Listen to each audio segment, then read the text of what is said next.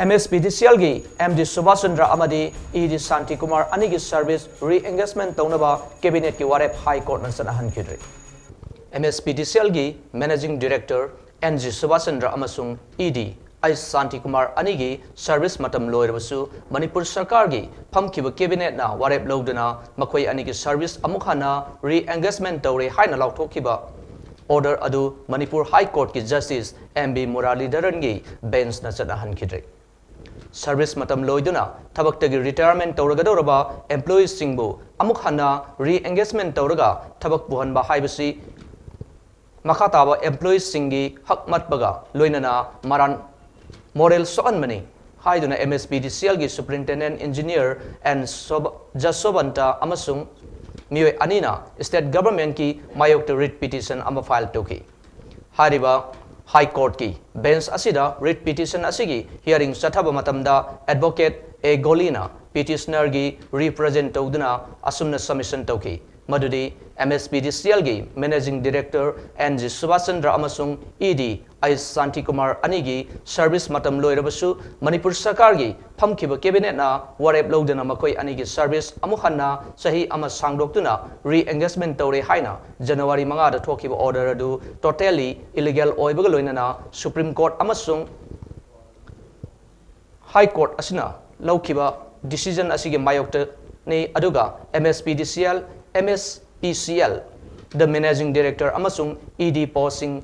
paibada eligible oiba mioi khalaga hariba thabaktagi pothakraba anigi service re-engage tawba haibasisu makhataba leiriba employees sing rights sing violate tawbani haiki council asigi submission da WP clause C number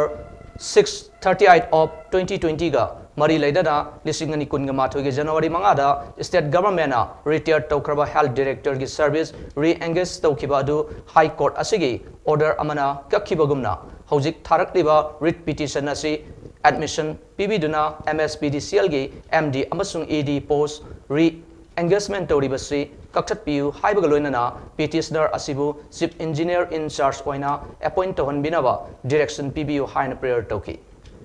Respondent gi council oiriba senior advocate and Kumar Jitna petitioner gi council na submit torkiba submission sing maintainability matangda oppose tawraduna bench asida asum hai petitioner asi Mspdcl da superintendent engineer oina thabak puri aduga petitioner asina tharakliba petition asi locus standing leitaba maramna writ asi maintainable oide dismiss the view aduga petition asiga mari lainana interim order sing thopigano haina prayer torki base asina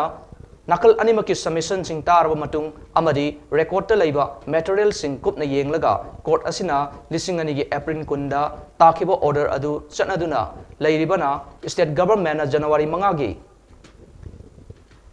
order na Mspdcl gi MD amasung ED post re-engagement tokibadu court asigi order adu violate tawbani haina lobaga loinana high re-engagement tawbagi order asi interim oina stay tawkre aduga respondent sing counter affidavit tharaklabasu madugi maintainability amasung merit sing yenglaga bench asina khangangeni haina judgment pikibaga loinana matter asi February 5 da makhata na khananaba list tawduna thamkre